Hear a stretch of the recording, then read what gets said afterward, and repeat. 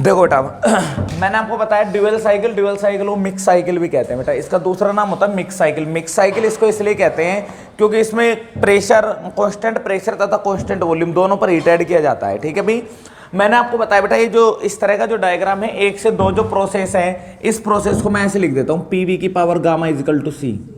इतिहास गवाह है जब जब पीवी की पावर गामा इजिकल टू सी लिखा गया है उसका मतलब प्रोसेस कौन सी होती है, एडियाबेटिक प्रोसेस होती है। 1 से 2 प्रोसेस एडियाबेटिक है, 4 से 5 प्रोसेस एडियाबेटिक है। मैं क्या करता हूं आपको बेटा पीवी डायग्राम की सहायता से टीएस डायग्राम बनाना सिखा रहा हूं। पीवी डायग्राम से कौन सा डायग्राम बनाना, टीएस।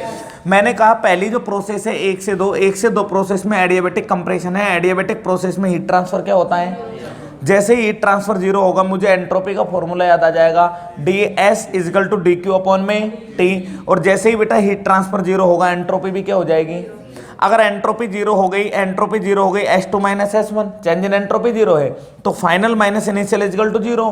तो S1 बराबर किसके आ गया, S2 के।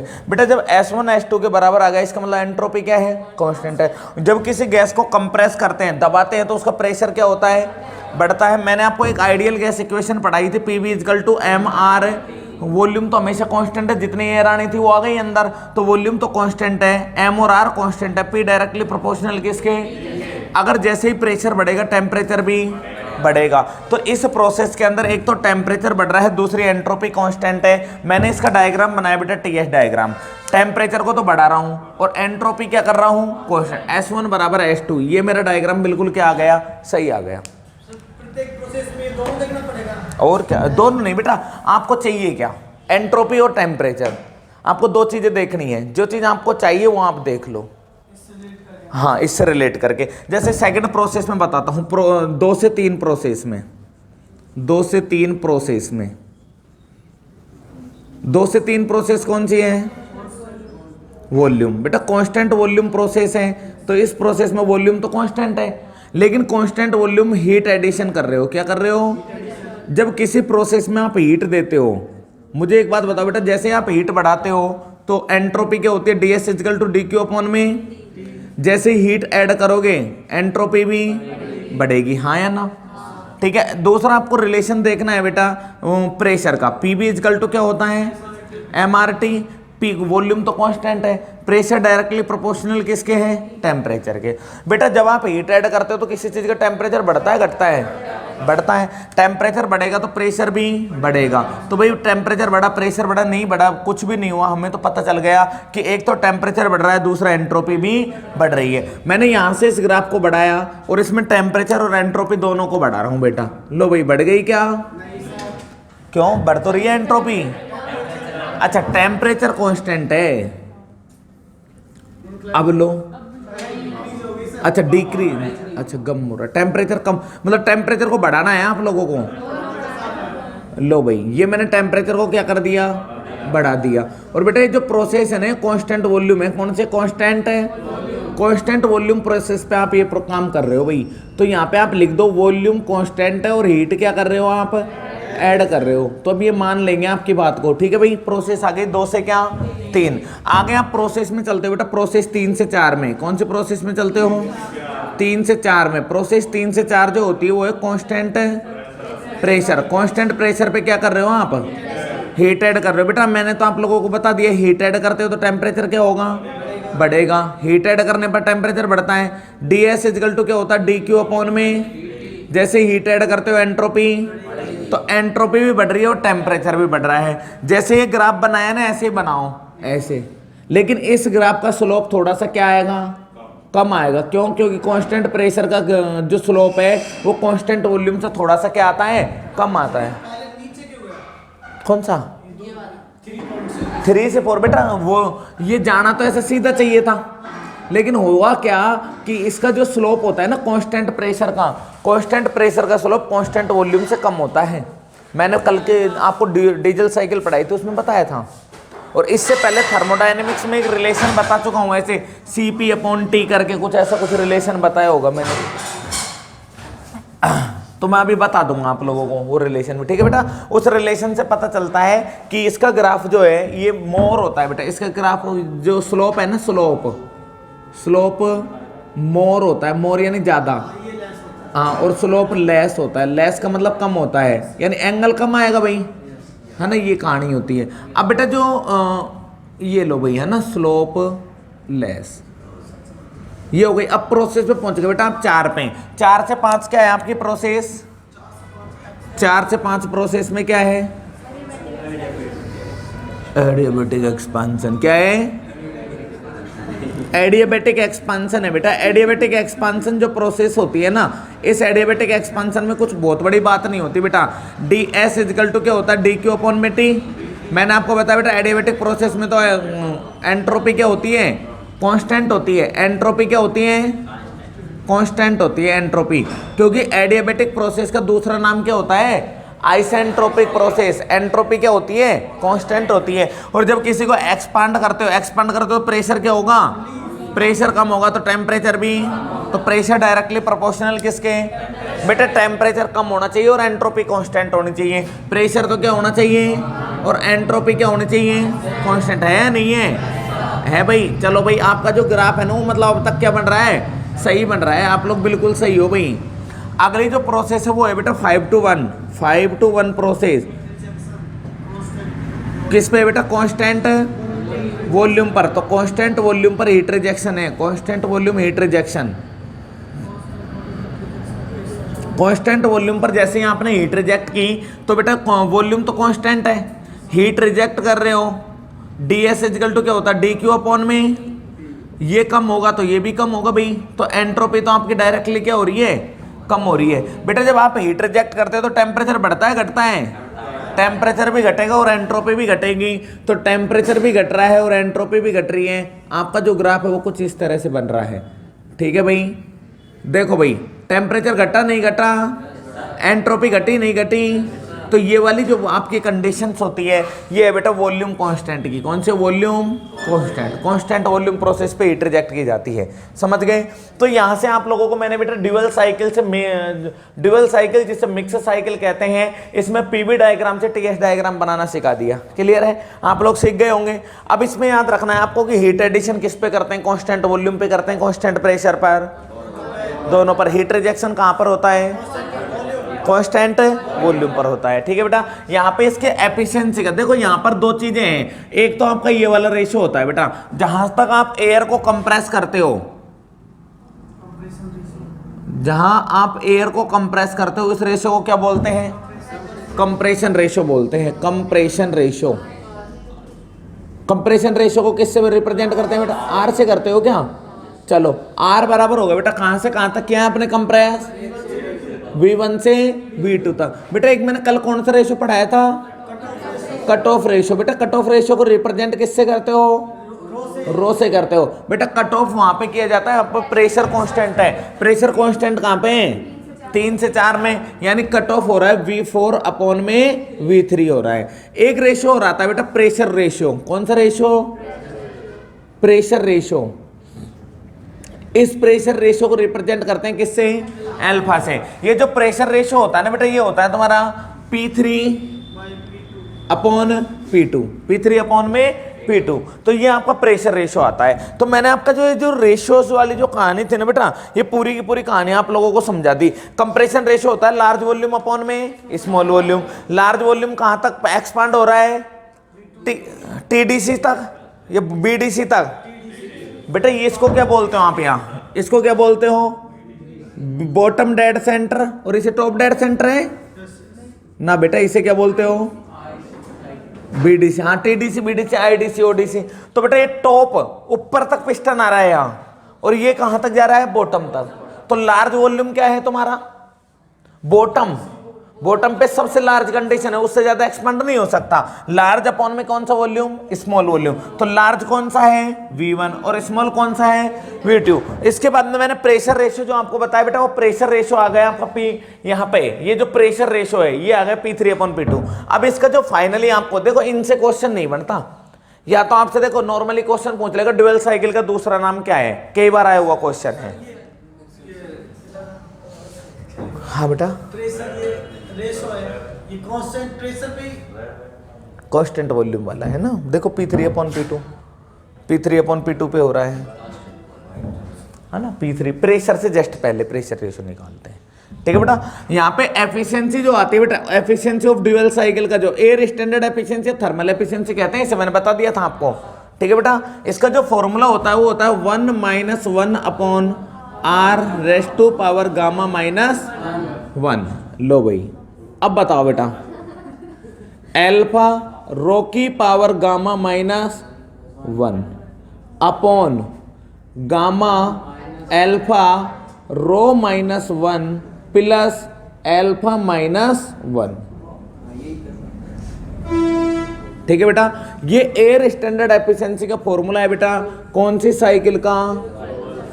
भाई तुम्हारे इंदिरा गांधी वाला जो पेपर हुआ था ना भी, Indira Gandhi atomic research centre, उसमें आए थे ये क्वेश्चन। यहां से ये वाले फॉर्मूले आते हैं, ऐसे लंबे लंबे से पूछ लेते हैं कई बार, है ना, रिजल्ट नहीं आता। ठीक है भाई, तो ये ड्यूअल साइकिल की air standard efficiency thermal efficiency calculate करने का फॉर्मूला है, कर लोगे? देखो बेटा भैया सुन लो, ये जो एफिशिएंसी होती है, इसी एफिशिएंसी को air standard efficiency thermal efficiency कहते हैं। इसके बारे में जब मैंने ऑटो साइकिल पढ़ाई थी उसके जस्ट बाद में लिखवा दिया था, हाँ या ना? ठीक है, उतार लो बेटा। मैंने आपको वो कंडीशंस लिखाई थी तीनों को कंपैरिजन करने वाली, same compression ratio heat rejection वाली बता दी। कौन कौन सी कंडीशन दिखाई थी?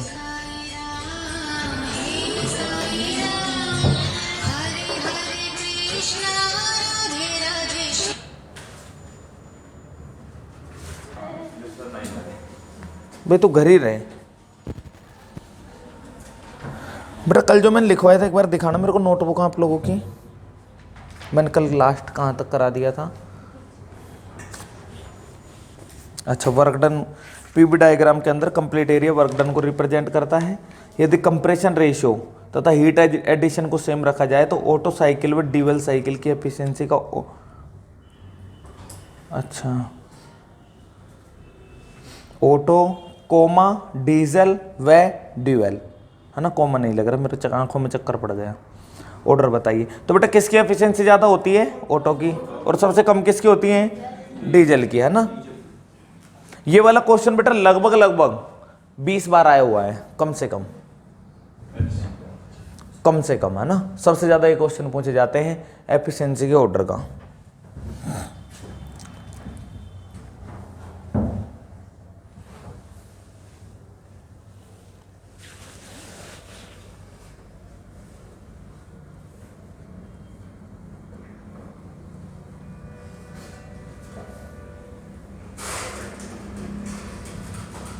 कौन सा बैच है बेटा?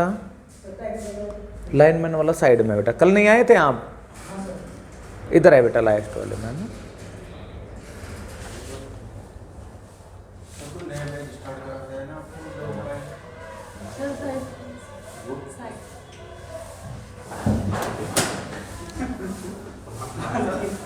लोको पायलट का बैच बेटा, ये वाला बैच है, इसी में ले रहे हैं अभी एडमिशन। नेक्स्ट वीक से चालू करेंगे, फिर वो 6 मंथ तक चलने वाले करेंगे। अभी ये क्या टारगेट वाले बैच है ना, है? हाँ, तो उसमें क्या है कि वैसे बैच लोको पायलट के और जेईएन के 6 मंथ वाले बैच चलाएंगे, 4 to 6 मंथ वाले। हाँ भाई, हाँ भाई, कोर्स होता है बैच का, मतलब कोर्स कराने की जिम्मेदारी होती है कोचिंग की। ये कोर्स तो जेईएन के हिसाब से तो ग्रुप डी तक ही खत्म हो जाएगा, फरवरी तक ही। फिर करेंगे कुछ ना कुछ। भाई एक बात बता, ज़्यादा लंबे समय तक पढ़ के करेगा क्या? मैटर जब भी वही कराना। अब गुरुजी को नुकसान है इसमें। वो तो पूछ लो ना आप, पूछने में कोई दिक्कत नहीं है सर से।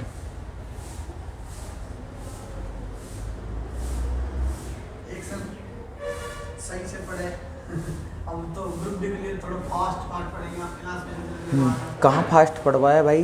मैं फास्ट पढ़ाता हूँ? नहीं, आप भी नहीं सर, क्लासेस एक साथ नहीं नोट। भाई क्लास का मतलब ये है बेटा, क्लास का टाइमिंग बढ़ जाएगा। वही तो बात है, उसके लिए 1 घंटा टीचर फास्ट नहीं पढ़ाएगा भाई। जो क्लास 4 घंटे लगने वाली थी वो 8 घंटे लगेगी, बस इतना सा अंतर होगा। सर उसको घर पे भी तो तुम्हें टाइम नहीं करेंगे तो प्रॉपर पढ़ना पड़ेगा बेटा, क्यों नहीं? 2 तक हो गया सर। हाँ भाई, 2 ही घंटा पड़ेगा। अब 3 तक होएगा। इस सुबह का बैच ही आएगा मेरे से, ये ऐसे ही वो तो आएगा ही नहीं। 2 बजे 2:30 बजे से वो स्टार्ट हो जाता है।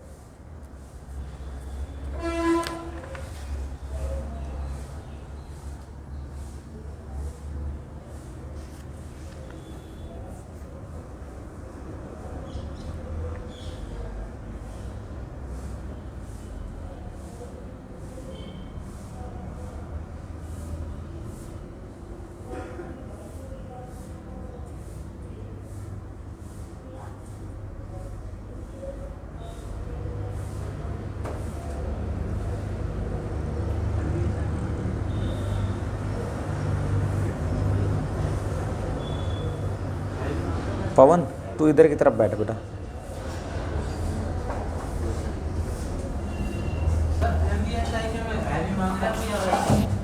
हैवी मांग रहे बेटा, वो तो वैसे ही कैसे मान लेंगे।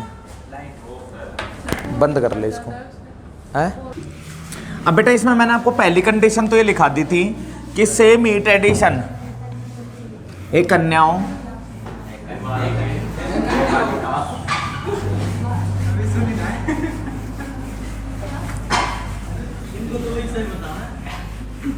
विक्रम सर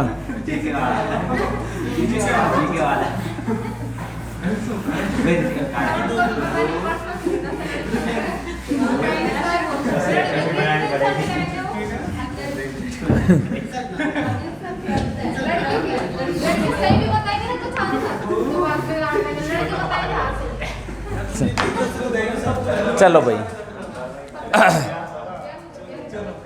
अब सुन लो, है ना। अब देखो बेटा, मैंने आप लोगों को बताया कि भाई डीजल साइकिल की एफिशिएंसी क्या होती है, ड्यूअल की क्या होती है। अगर मैं आपसे बात करूं नॉर्मल कंडीशन में कि सबसे ज्यादा एफिशिएंसी किस साइकिल की होती है, सबसे ज्यादा एफिशिएंसी किस साइकिल की होती है बेटा? मैक्सिमम एफिशिएंसी जो है वो होती है आपकी डीजल साइकिल की। डीजल से थोड़ी सी कम किसकी होती है और सबसे कम किसकी होती है? ऑटो साइकिल की। ठीक है बेटा, वो मैंने लिखवाया था, अलग अलग कंडीशनें हैं सेम कंप्रेशन रेशियो रखने पर। ठीक है, सेम कंप्रेशन रेशियो रखने पर किसकी एफिशिएंसी अधिक होती है। ठीक है, और ये अपनी बात है बेसिक कंडीशन में कि सबसे ज्यादा एफिशिएंसी किसकी होती है? डीजल, उससे कम ड्यूअल, सबसे कम ऑटो साइकिल की। समझ गए बात को। और अपना जो सिस्टम्स हैं वो मैंने सेम एडिशन से, ठीक है। तो 2-3 बातें हैं बेटा, वो मैं लिखा देता हूं, लिख लो। इंपॉर्टेंट पॉइंट, इंपॉर्टेंट पॉइंट करके लिख लो। इंपॉर्टेंट पॉइंट, वो इंपॉर्टेंट पॉइंट क्या है आपके? इंपॉर्टेंट पॉइंट, इंपॉर्टेंट पॉइंट में है बेटा कि ऑटो साइकिल जो होती है उसमें हीट एडिशन जो है कांस्टेंट किस पर होती है? वॉल्यूम पर, हाँ या ना। और डीजल में प्रेशर पर, और ड्यूअल में दोनों पर होती है। ठीक है, तो लिखो बेटा, कुछ बातें हैं जो लिख लो आप लोग। ड्यूअल साइकिल की एफिशिएंसी, ड्यूअल साइकिल की एफिशिएंसी पेट्रोल इंजन से ज्यादा, ड्यूअल साइकिल की एफिशिएंसी पेट्रोल, क्या लिखो है बेटा,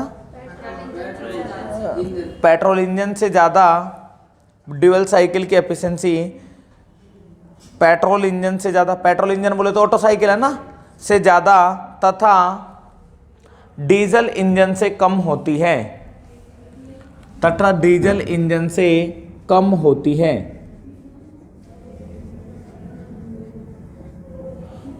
तथा डीजल इंजन से कम होती है। इसको लिख लेना बेटा, हल्की सी कम होती है, पर बेटा थोड़ी सी कम होती है, ऐसा नहीं बहुत ज्यादा कम होती हो, है ना।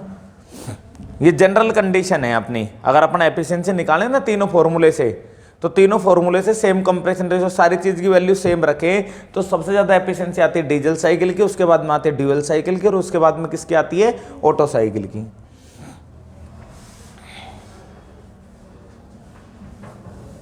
एक रेशो आता है बेटा, कंप्रेशन रेशो आता है, नहीं आता?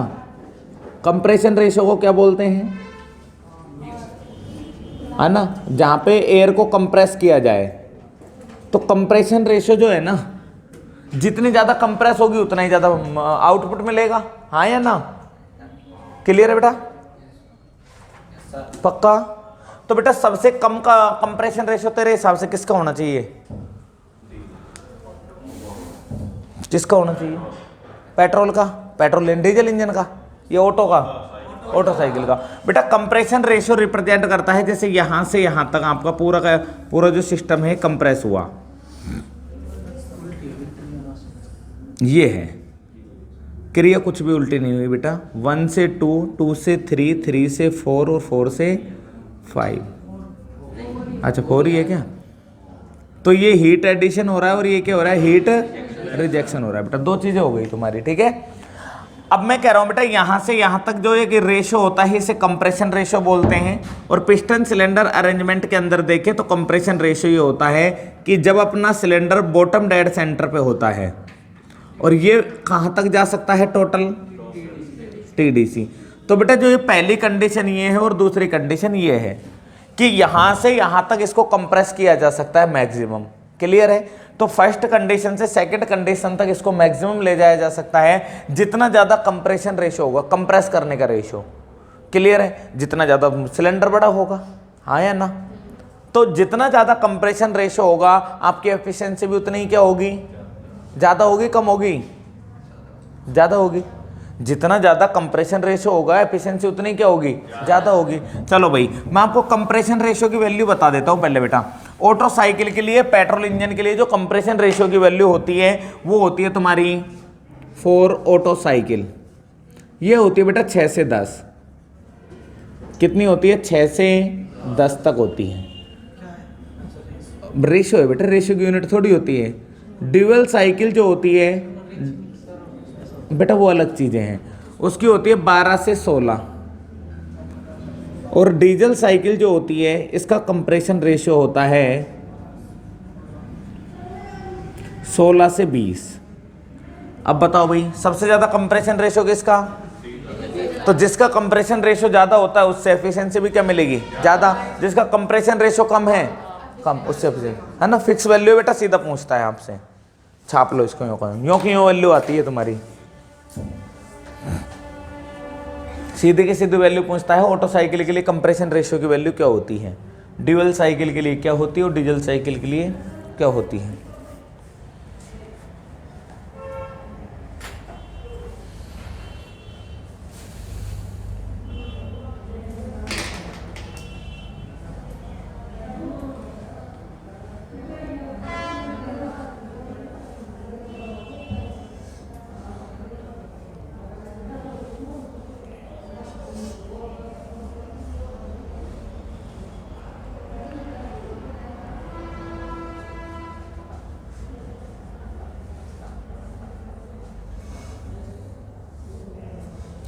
बेटा ये तुम्हारी डीजल साइकिल है, वो सॉरी ड्यूअल साइकिल है। ड्यूअल साइकिल में हीट एडिशन किस पे करते हैं? कांस्टेंट प्रेशर पे। और रिजेक्शन कहाँ करते हैं? कांस्टेंट वॉल्यूम पे। हीट एडिशन पहले कहाँ करते हैं? Constant volume. फिर कहाँ करते हैं? कांस्टेंट। उल्टा कर दें तो क्या होगा? पहले कांस्टेंट प्रेशर पे कर दें फिर कांस्टेंट वॉल्यूम पे कर दें, बताओ क्या होगा? मैं कह रहा हूं बेटा कि आपकी कोई साइकिल है और उस साइकिल का नाम है ड्यूअल साइकिल। और ड्यूअल साइकिल में ये डायग्राम जो मैं बना रहा हूं ये है वॉल्यूम और ये तुम्हारा क्या है बेटा? प्रेशर। यानी जो डायग्राम मैंने आप लोगों के सामने बनाया इस डायग्राम का नाम है पीवी डायग्राम, प्रेशर और वॉल्यूम डायग्राम। हाँ या ना? आ गई बात समझ में? अब बेटा जो प्रेशर और वॉल्यूम डायग्राम है, इस प्रेशर वॉल्यूम डायग्राम के अंदर मैं नहीं कह रहा, ये क्वेश्चन भाई साहब कह रहे हैं आपके कि यदि यहां से यहां तक का ये इस तरह से है। अब इनका मानना ये है कि आप पहले क्या करते थे बेटा? हीट एडिशन करते थे किसी जमाने में, ठीक है, ऐसे प्रोसेस चलती है। ये कह रहे हैं कि आप पहले तो बहुत अच्छे इंसान थे, पहले आप क्या कर रहे थे? हीट एडिशन कर रहे थे यहाँ पे कांस्टेंट वॉल्यूम पर, फिर कर रहे थे कांस्टेंट प्रेशर पे। हम क्या करें? पहले कांस्टेंट प्रेशर पे कर दें,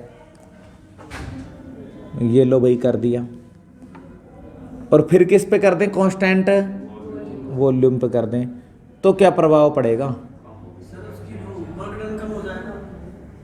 ये तो बेटा वर्क डन पहली कंडीशन का था, पहली कंडीशन का है ना। और अब ये पूरा था बेटा पहली कंडीशन का, जो मैं नीला नीला भर रहा हूं ना, ये पूरा का पूरा है पहली कंडीशन का। और अब दूसरी कंडीशन का क्या है? ये वाला बच गया अंदर वाला, यानी W2 जो है वो क्या होगा? कम होगा। किससे? W1 से। तो एफिशिएंसी सेकंड कंडीशन की क्या होगी? कम होगी पहली कंडीशन में। समझ गए बात को? यदि ड्यूअल साइकिल में हीट एडिशन पहले कांस्टेंट प्रेशर पर फिर कांस्टेंट वॉल्यूम पर किया जाए तो वर्क डन कम हो जाता है, और वर्क डन कम होने से एफिशिएंसी भी कम हो जाती है। क्लियर है? लिख लो इस बात को भाई। यदि dual cycle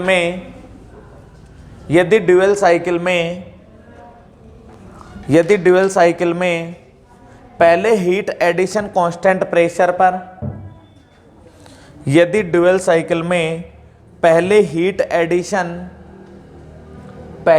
addition constant pressure पर तथा बाद में कांस्टेंट वॉल्यूम पर किया जाए, ठीक है भाई, लिखो आगे। लिखो बेटा, डीजल इंजन में time of injection and ignition के बीच का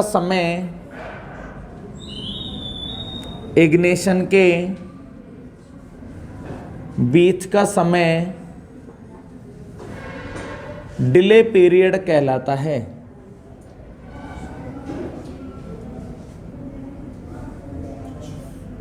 डिले पीरियड कहलाता है।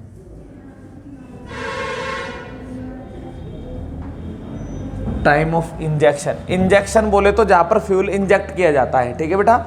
डीजल इंजन में क्या होता है? अपना पिस्टन है, यहाँ पे एक वाल्व होता है जिसे बोल दिया इनलेट वाल्व, यहाँ पे वाल्व होता है आउटलेट वाल्व, और यहाँ पे होता है बेटा एक इंजेक्टर जिसे बोलते हैं फ्यूल इंजेक्टर। बताते हैं बेटा, 0.002 सेकंड होते हैं, पर वो मैं आगे बताऊंगा उसके accurate value. Fuel injector 0.002 second.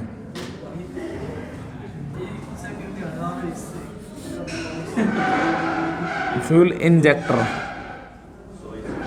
इससे बेटा इंजेक्ट किया जाता है, इंजेक्शन, इससे किया जाता है इंजेक्शन, ठीक है। और इंजेक्शन और यहां पे होता है इग्निशन, ठीक है भाई। इंजेक्टर यानी फ्यूल को छोड़ना और इंजेक्शन यानी जलाना, यही तो होता है इंजेक्शन का मतलब, इग्निशन, है ना। इग्निशन क्या होता है तुम्हारा?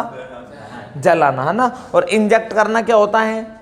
छिड़कना। ठीक है बेटा, इन दोनों के बीच के समय को बोलते हैं डिले पीरियड। हाँ, जो फव्वारा छोड़ते हैं वो और आग लगती है जो, ठीक है, दोनों के बीच का टाइम तुम्हारा ये होता है। हाँ, इग्निशन पीरियड। हाँ, ये गड़बड़ मत कर। कौन कौन? इसमें वो कर रहा है, साइलेंसर गरम नहीं होता। इनका टायर वाटर सारी चीज गर्म होती है भैया। जैकेट। हाँ, जैकेट लगे होते हैं, जैसे पवन जैकेट पहन के आता है ना, ऐसे जैकेट लगे होते हैं। अब बेटा इसमें एक इंपॉर्टेंट क्वेश्चन बनता है, यदि पीक प्रेशर तथा वर्क डन को कांस्टेंट रखा जाए तो एफिशिएंसी का जो ऑर्डर है वो क्या होता है? लिखो, यदि पीक प्रेशर का मतलब होता है बेटा मैक्सिमम प्रेशर। पीक प्रेशर को क्या बोलते हैं? पीक, है ना। मैक्सिमम प्रेशर व हाँ पीक वर्क डन को कांस्टेंट रखा जाए, वर्क डन को कांस्टेंट रखा जाए तो एफिशिएंसी का ऑर्डर क्या होगा? एफिशिएंसी का ऑर्डर बोले तो एफिशिएंसी का क्रम क्या होगा? ठीक है बेटा। या फिर इसी चीज को दूसरे तरीके से बदल के पूछ लिया जाता है। वो बदल के कैसे पूछता है, वो इसको ही नाम दे देता है बेटा same peak pressure and heat input.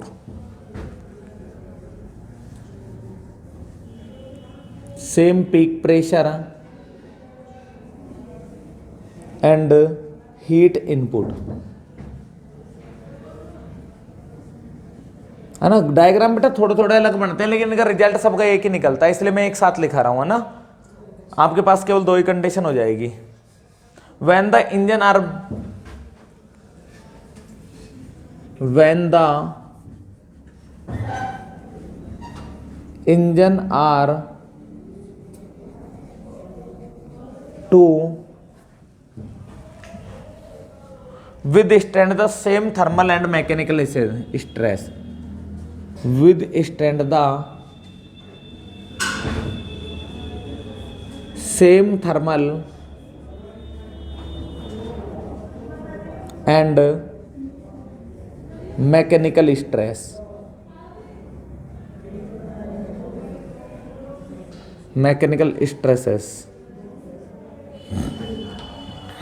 Same thermal और मैकेनिकल स्ट्रेसेस हो तो क्या होता है भैया?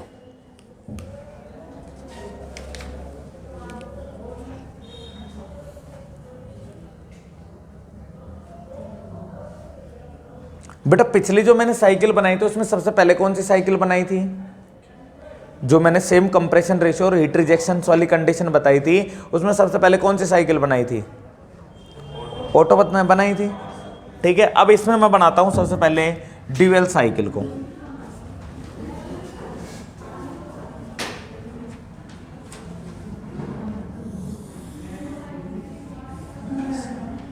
देखो बेटा एक चीज को याद रखना, पीवी डायग्राम के अंदर का जो कंप्लीट एरिया होता है, पीवी डायग्राम के अंदर का जो एरिया होता है, एरिया अंडर पीवी डायग्राम किसको रिप्रेजेंट करता है? वर्क डन को रिप्रेजेंट करता है। कहां से आया? W बराबर क्या होता है? PdV होता है। ठीक है भैया। और जिसकी एक इंजन बनाया था बेटा, इंजन की एफिशिएंसी क्या होती है? वर्क डन अपॉन में, यानी output upon input, work done upon में हीट इनपुट। बेटा जिसका वर्क डन ज्यादा होगा उसकी एफिशिएंसी भी क्या होगी? ज्यादा होगी, हाँ या ना? जिसका वर्क डन ज्यादा होगा उसकी एफिशिएंसी ज्यादा होगी। मैंने यहां पर कह रहा हूं पीक प्रेशर यानी maximum pressure, work done constant होना चाहिए। बेटा सभी का यदि वर्क डन कांस्टेंट है तो एफिशिएंसी भी क्या होगी? क्लियर है। लेकिन बेटा हीट इनपुट भी तो डिपेंड करेगी। तो अब यहां पर ही एफिशिएंसी जो है वो इनवर्सली प्रोपोर्शनल होती है किसके? हीट इनपुट के, हाँ या ना? है ना बेटा। और हीट इनपुट की जगह with stand the thermal and mechanical stresses भी लिख रखा है, तो हीट इनपुट की जगह मैं हीट रिजेक्शन शब्द को भी यूज ले सकता हूँ। ठीक है बेटा, हीट इनपुट की जगह मैं शब्द यूज ले सकता हूँ हीट रिजेक्शन। ठीक है, अब देखो भाई आपका हीट इनपुट या हीट रिजेक्शंस की जो कंडीशन है उसमें क्या आता है। पहली जो साइकिल है वो बेटा इस तरह की बनी थी और आप लोगों ने ऐसे इसको बना के तैयार कर दिया था। ये लो भैया, है ना, ऐसी एक साइकिल थी। अब आप लोग कह रहे थे सर ये जो साइकिल है ना ये हम बना तो देंगे, लेकिन चलो हीट इनपुट को सेम रख लो। आप लोग हीट इनपुट को क्या रख लो, सेम, क्योंकि रिजेक्शन वाली कंडीशन फिर आपको कंफ्यूज करेगी। हीट इनपुट को यदि आप लोग सेम रखते हो तो बेटा क्या होता है, पहली जो साइकिल बनेगी वो आपकी इस तरह की बनेगी। सभी बच्चे जानते हो इसको तो भैया, कौन सी साइकिल है तुम्हारी दोस्त है ये तो, अच्छा मिक्स साइकिल है ये, कौन सी है। और बेटा मिक्स साइकिल को ही ड्यूअल साइकिल के नाम से जाना जाता है। ठीक है भाई, ये लो। अगर आपका हीट इनपुट और एफिशिएंसी का वो देखना है बेटा ये क्या होते हैं मुझे नहीं पता, मैं तो केवल एक सीधा सा इंसान हूँ, सीधा सा टीचर हूँ जो केवल आपको पीवी डायग्राम को बना रहा हूँ।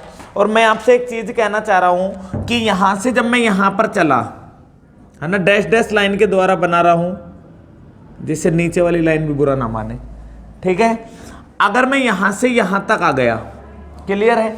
अब बेटा कौन सी प्रोसेस, ये तो साइकिल है कौन सी, ड्यूअल साइकिल है, कौन सी है, ड्यूअल। अब मैं बना रहा हूं डीजल साइकिल, कौन सी। जैसे ही मैं डीजल साइकिल बनाता हूं, मैक्सिमम प्रेशर, ये वाला प्रेशर सब में सेम होना चाहिए बेटा, पीक प्रेशर। पीक प्रेशर क्या होना चाहिए, सेम होना चाहिए। पीक प्रेशर तक इनको लेके जाओ। अगर मैं पीक प्रेशर तक लेके जाऊं तो बेटा ये एक सीधी सी साइकिल बन के आ गई इस तरह की। ठीक है, अगर ये सीधी सी साइकिल बन के आई, प्रेशर मेरा पीक है सब में, और यहां पे पीक प्रेशर है और हीट इनपुट रिजेक्शन को देख लेंगे। अब बेटा यहां से मैं इसको वापस लेके आऊंगा इस तरह से, ये मेरा एरिया कम हो गया, एरिया कम हो गया। बेटा ये कह रहा है कि वर्क डन सेम होना चाहिए। वर्क डन सेम कब होगा, जब एरिया सेम होगा। तो ये तो एरिया मैंने कम कर दिया, कोई बात नहीं, जितना एरिया कम किया है उतने एरिया को इधर क्या कर दो, बढ़ा दो। क्लियर है। या फिर आप ये कहते हो कि सर आप तो हमें ये बताओ कि हीट इनपुट भी क्या है, सेम है। ये देखो हीट इनपुट को सेम कर रहा है, हीट इनपुट सेम है, यहां से हीट जितनी जा रही थी ना, हीट बेटा उतनी ही आनी चाहिए। तो लो भैया, फिर क्या करोगे, फिर आप बेटा इस तरह से इस साइकिल को चलाओगे ऐसे। आपको मिलाना कहाँ पे है, इस पॉइंट पर, तो यहाँ पे इस तरह से इस साइकिल को पहली प्रोसेस में तो ये मिला दो, है ना। केवल आप एक चीज को याद रख लो, पीक प्रेशर और वर्क डन को क्या रखा जाए, सेम। अब जिस साइकिल के अंदर बेटा आपका हीट एडिशन या आप यानी यहाँ पे मान लो बेटा हीट रिजेक्शन ज़्यादा हो रहा है, जो हीट को ज़्यादा रिजेक्ट कर रही है जो साइकिल, उसकी एफिशिएंसी कम होगी या ज़्यादा होगी, कम होगी। जो जितनी ज़्यादा हीट को रिजेक्ट करती है, जितनी ज़्यादा हीट को वेस्टेज करती है, उसकी एफिशिएंसी क्या होगी, कम होगी। जैसे कोई इंजन था जिसकी एफिशिएंसी, जिसको 100% अपन ने हीट दी और 100% हीट में से बेटा उस इंजन ने अपन को 50% वर्क दिया और रिजेक्शन दे दिया अपन को कितना, 50%। 100% में से 50% अपन को वापस रिजेक्ट करके दे दिया, तो वो आपकी लोअर टेम्परेचर रेंज में चला गया, ये हो गया, हाँ या ना। तो बेटा यहाँ से एक चीज तो समझ में आ गई कि एफिशिएंसी जो है ना वो कौन सी साइकिल की, ऑटो साइकिल की, कम होती है किससे, ड्यूअल साइकिल से। समझ गए इस बात को भाई। इसमें हीट का रिजेक्शन क्या है, देखो पहले इसमें इतनी में, इसमें तो हीट रिजेक्ट इतना सा हो रहा था, अब इसमें हीट रिजेक्ट इतना हो रहा है। तो जिसमें जितना ज्यादा हीट रिजेक्शन होता है उसकी एफिशिएंसी उतनी क्या होती है, कम होती है। अब आ गए अपन डीजल साइकिल पे। कौन सी साइकिल पे, अब डीजल भाई साहब के पास गए। डीजल साइकिल की खोज किसने की, रुडोल्फ डीजल ने। रुडोल्फ डीजल से कहा भैया आपकी साइकिल किस तरह की है, तो उसने कहा भाई देख अपनी साइकिल तो सीधी सी है, एक से चलो, सीधा सीधा प्रोसेस को अपनाओ, फिर करो बेटा कांस्टेंट प्रेशर पे, कांस्टेंट वॉल्यूम पर, कांस्टेंट प्रेशर पर। लेकिन प्रेशर तो आपको बेटा पीक पर पहुंचाना पड़ेगा। मैंने पीक पर प्रेशर पहुंचाया, जैसे ही प्रेशर पीक पे पहुंचाया, यहां से इस साइकिल को वापस कहां ले गया, नीचे। अब बेटा जितना एरिया मैं यहाँ पे खाया हूं उतना एरिया मुझे इसमें से क्या करना पड़ेगा, घटाना पड़ेगा। मैं यहाँ से आया और इसमें से उतना ही एरिया मैं कम करने की सोचूंगा। मैंने इतना एरिया कम कर दूं बेटा, इतना तो एक्स्ट्रा लिया है मैंने, ये वाला एक्स्ट्रा लिया है मैंने इसका, तो इतना ही मैं इसमें से क्या कर दूं, कम कर दूं भाई, ऐसे ये लो कर दिया। हीट रिजेक्शन क्या हो रहा है, कौन सी साइकिल में, कौन सी साइकिल से, तो बेटा डीजल साइकिल में हीट रिजेक्शन कम होता है, एफिशिएंसी ज़्यादा होगी। दूसरा कौन सा, और तीसरा कौन सा, ऑटो साइकिल की। समझ गए मेरी बात को? ये आपका एक क्रम आता है जो तीनों के लिए सही है। आप तो केवल ऊपर वाले को बेस मान के रट लो। यदि पीक प्रेशर तथा वर्क डन को सेम रखा जाए तो एफिशिएंसी का ऑर्डर क्या होता है, डीजल की एफिशिएंसी सबसे ज़्यादा, उसके बाद में ड्यूल की, और उसके बाद में बेटा यही तो मैंने आपको पहले स्टार्टिंग में पढ़ाया था। यानी कुल मिला के आपके पास दो ही कंडीशनें आई हैं, डीजल की ज्यादा, ड्यूल की, ऑटो की। फिर एक कंडीशन थी किसकी, ऑटो की सबसे ज्यादा, उसके बाद में ड्यूल के बाद में डीजल की। ठीक है भैया, तो ये कंडीशन है आप लोगों को मैंने बताई। केवल दो कंसेप्ट है, दो ऑर्डर है, दोनों ऑर्डर याद कर लोगे, एग्जाम में कन्फर्म एक क्वेश्चन आता है बेटा, श्योर है। इनसे जो आज की क्लास पढ़ाई है इससे मिनिमम एक क्वेश्चन कम से कम आएगा।